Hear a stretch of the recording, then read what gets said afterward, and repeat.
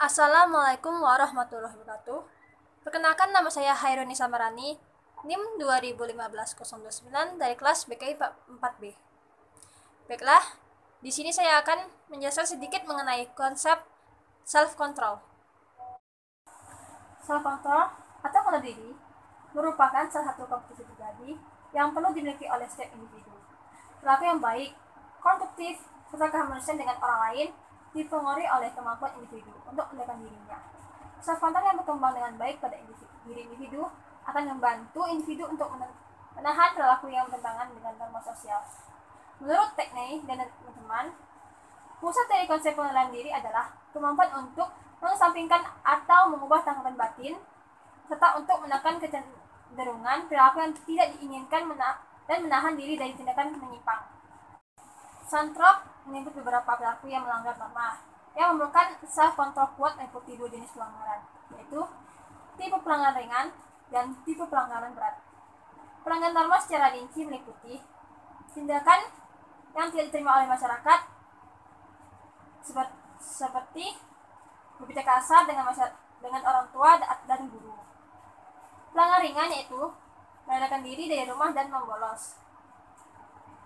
Pelanggaran berat merupakan tindakan kriminal seperti merampok, menodong, membunuh, menggunakan obat terlarang. Definisi self-control. Definisi self-control untuk beberapa ahli. Menurut Bert, self-control merupakan kemampuan individu untuk menghambat atau mencegah suatu impuls agar tidak muncul dalam bentuk tingkah laku yang melanggar atau bertentangan dengan standar moral. Menurut Goffert dan Merbaum, mendefinisikan kontrol diri sebagai suatu kemampuan untuk menyusun, membimbing, mengatur, dan mengarahkan bentuk perilaku yang dapat membawa individu ke arah konsekuensi positif.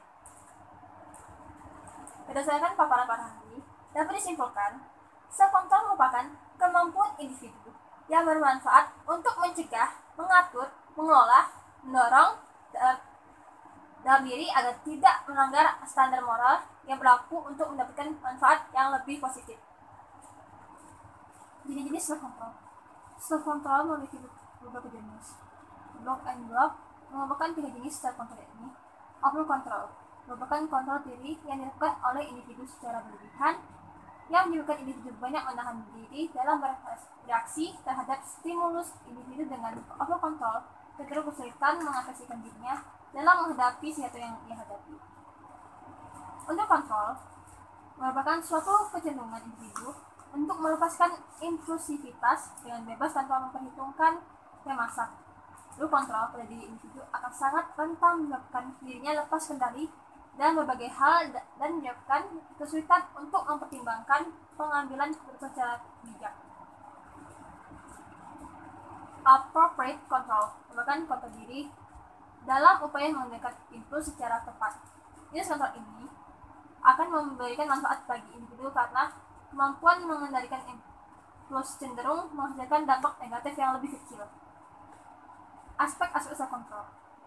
Averell menjelaskan terdapat 3 aspek self-control, yaitu behavioral control atau kontrol perilaku. Behavioral control merupakan kemampuan individu dalam mengendalikan diri pada suatu keadaan yang tidak menyenangkan.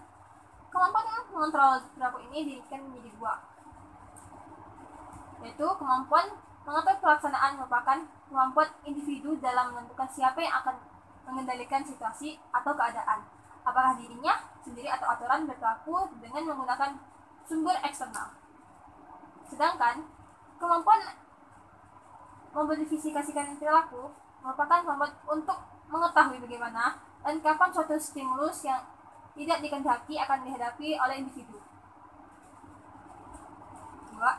Cognitive control atau kontrol kognitif. Cognitive control diartikan sebagai kemampuan individu dalam mengendalikan diri untuk mengolah informasi yang tidak diinginkan dengan cara menginterpretasikan, menilai, atau menghubungkan suatu kejadian dalam suatu kerangka kognitif sebagai adaptasi psikologis untuk mengurangi tekanan yang ia hadapi. C. Decisional control atau mengontrolkan keputusan. Decisional control merupakan kemampuan individu dalam mengendalikan diri untuk memilih suatu tidak berdasarkan pada suatu yang diyakini atau disetujui. Kontrol diri akan sangat berfungsi dalam menentukan pilihan baik dengan adanya suatu kesempatan maupun kebebasan pada diri individu itu untuk memilih berbagai kemungkinan tindakan. Karakteristik self-control.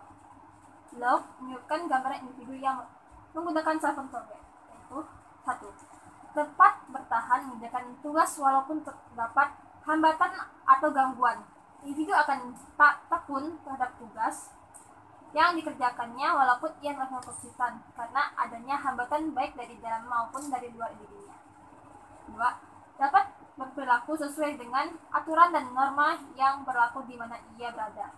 Kecenderungan individu dalam menaati aturan dan norma yang berlaku mencerminkan kemampuannya dalam mengendalikan diri meskipun sebenarnya individu ingin melanggar aturan dan norma tersebut. 3. Menunjukkan perilaku yang dipengaruhi kemarahan maupun mengendalikan diri emosi negatif. Kemampuan merespon stimulus dengan emosi positif membantu individu untuk terbiasa mengendalikan dirinya dalam berperilaku sesuai dengan harapan lingkungan. 4. Toleransi. Terdapat stimulus yang tidak diharapkan untuk memperoleh manfaat atau kekurangan yang besar.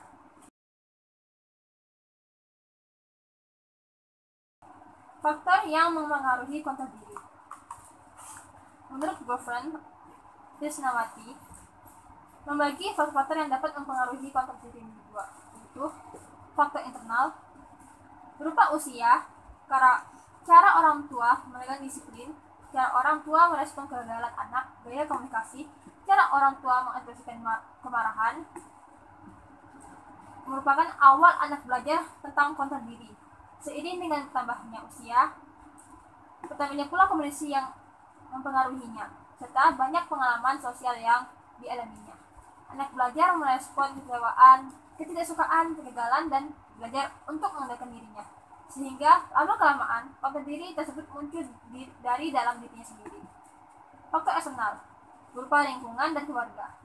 Orang tua yang menentukan kemampuan mengontrol diri seseorang, salah satunya yang diterapkan oleh orang tua adalah disiplin.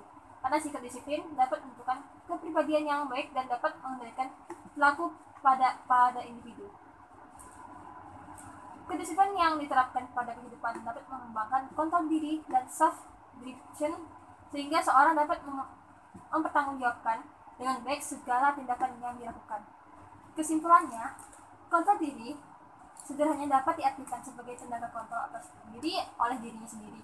Secara umum, penjelasan para ahli tersebut memberikan pemaknaan bahwa kontrol diri adalah seperangkat kemampuan mendasar dan atribut personal yang meletakkan pada diri individu untuk mengatur tindakan yang akan membentuk pola perilaku di lingkungannya, yang meliputi aspek kognitif, afektif, dan psikometri.